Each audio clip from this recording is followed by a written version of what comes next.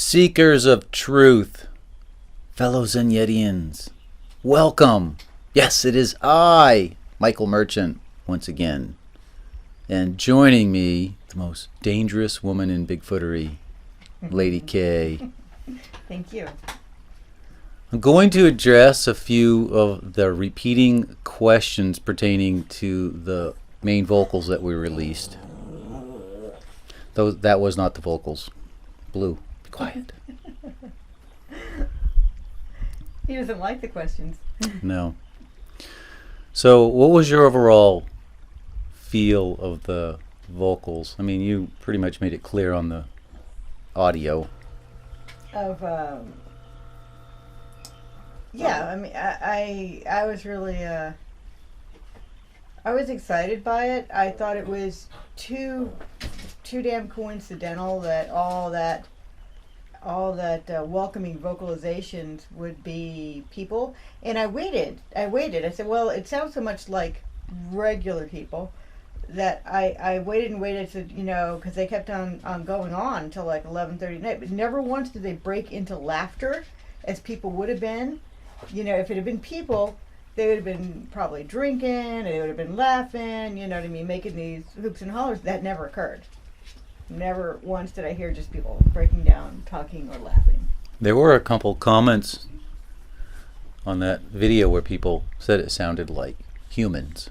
Well, yeah, but from what they're a type of people. Well, here's what makes sense. Without giving people the exact details of the location and all that. Mm-hmm. In a general sense, that's a 25 square mile area that we're in. There's no trails, there's no logging, there's nobody there.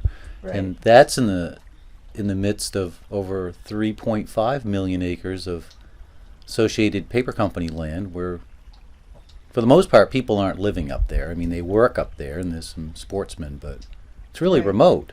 Right, it is. So the spot that we're in is this. It's not like a state park where this. Right, where if you make knock on a tree or do a vocalization, you might get somebody goofing around on you, who's watched Finding Bigfoot. It's not like that at all. No, you could scream bloody murder up there and no one would know it. No one would hear you. Right. You could scream at the top of your lungs. I mean, that's the dangerous part about that area is if you get hurt up there and you're by yourself, you don't have cell phone coverage. Yeah. And you could scream until you were exhausted. No one's there to hear you.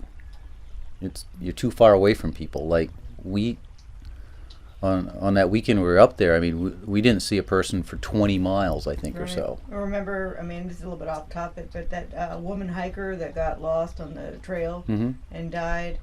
I mean, she wasn't that far away from the trail, and that was even a more populated area, This isn't even on a trail. Right. Yeah, she was on the Appalachian Trail. Yeah, and she passed away from, she starved. So for the people that say it sounds like humans, that's kind of what we thought it sounded like humans, but we, 100% pretty much made sure that it wasn't people. There's no way for people to get in there. And here's the other thing about... Well, here's the other thing about people talking about it. It's either people or it's coyotes or it's owls or it's loons or all these things, is those vocals followed us into the forest. Yeah. And they were also connected with... as whoops. Right, but what I'm saying is that those whatever was making those noises came in and paralleled us into the forest. And there was also a couple occurrences of where they were clacking rocks together. And I don't know of any coyotes that clack rocks. Right, and also when they follow this in, you never hear them really stepping any place, which is odd, Well, this is another thing I've gone past. Bigfoot is dead to me. Why do you say that? Not in the Justin Smeha kaboom did. Right. Well, this whole relic hominid, Neanderthal. No, it's not that. No, anything. And then somebody's like, well, maybe it's, Australopithecus, Homo heidelberg. I don't care what kind of Latin you want to apply to it. If it's in the classification of some type of thing that leaves fossils behind, I don't think it's this thing. I'm quite sure it's not. Right. I'm almost positive it's not. It's even crazier. It is crazier. People are like, what else are you not telling us? I've told them everything. I've told them about the UFOs and the orbs. Well, you haven't told them everything. Well, not really everything, but enough that that's the connection. The connection. I mean, yeah, you've made it plain to them, and if they can't put it together, they're not trying hard. If they can't go out and make contact, they're doing something wrong. Yeah, I don't think making contact's that difficult. No, I don't think so either.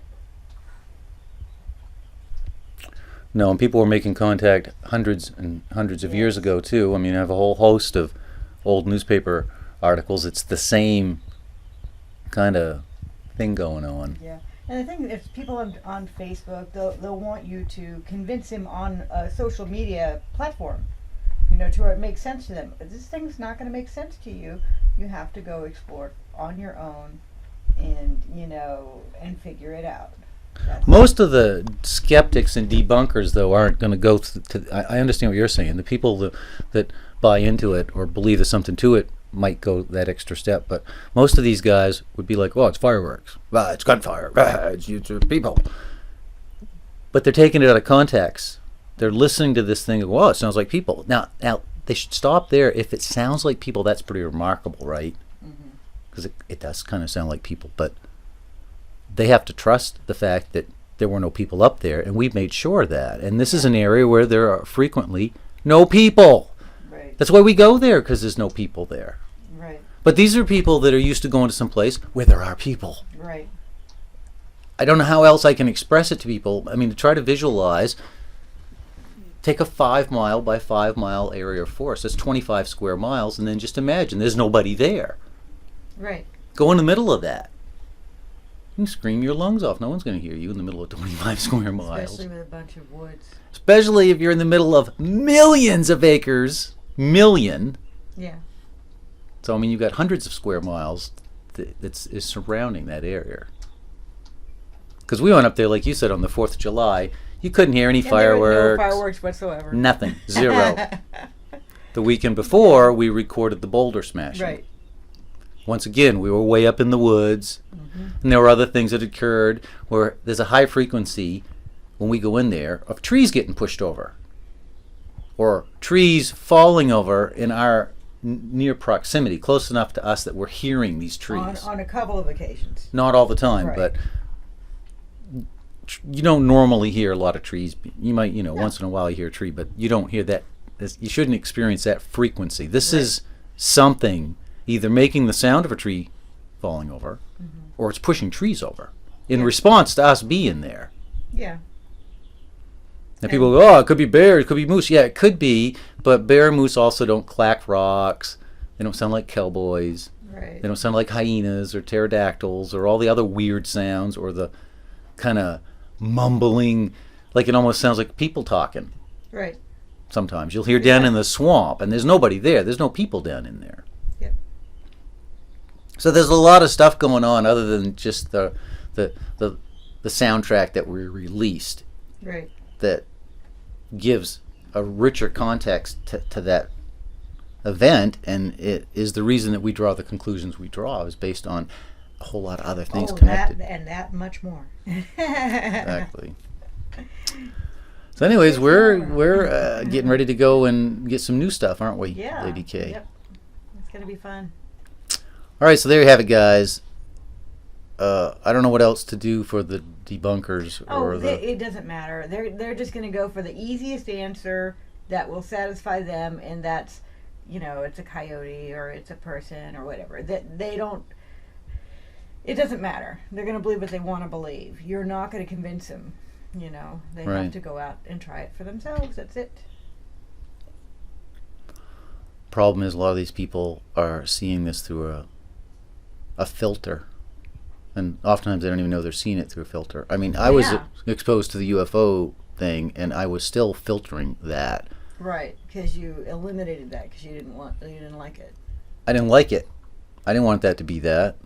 Right. That's why people get angry and hostile. They don't want this to be a interdimensional, multi whatever the hell it is. multi or advanced. You know, who knows what the hell it is? You know, extraterrestrial, interterrestrial, yeah, it's temporal traveler. I don't know what they're doing, but they seem to have the ability to impart cover memories, make you forget things, see things that maybe aren't there.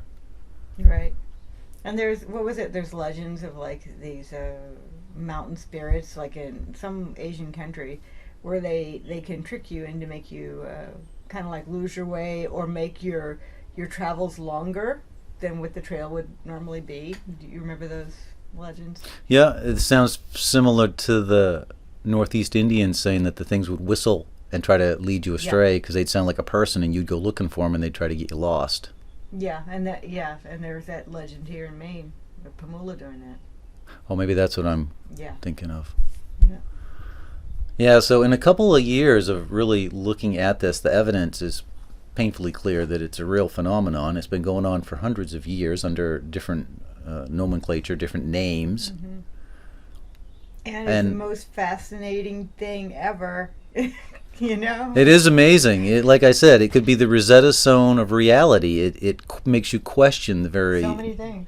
Nature of a lot of things, physics and stuff, because these things seem to violate the laws as we understand them, our understanding of science.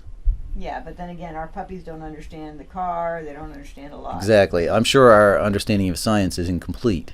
Right. But it's ridiculous. I'm not even interested in debating people that are like, it's a relic hominid. No, you just I have go pictures. debate that on Facebook. And I you have these spend your blurry time photos doing over that. here. Did you not see them with the brow ridge and the? Yeah. Hey, I have sunglasses on, man. I'm important. I'm being sarcastic. All right, Zen Yetians. Thanks a lot, guys, for listening. And soon, very soon, we should have some cool new stuff. Yeah. Better quality because we got some. It's an awesome audio recording now, which we didn't have really before. That's true. We have better recording equipment. We got it towards the end of the last season, I guess. Yep. All right. Squatch on.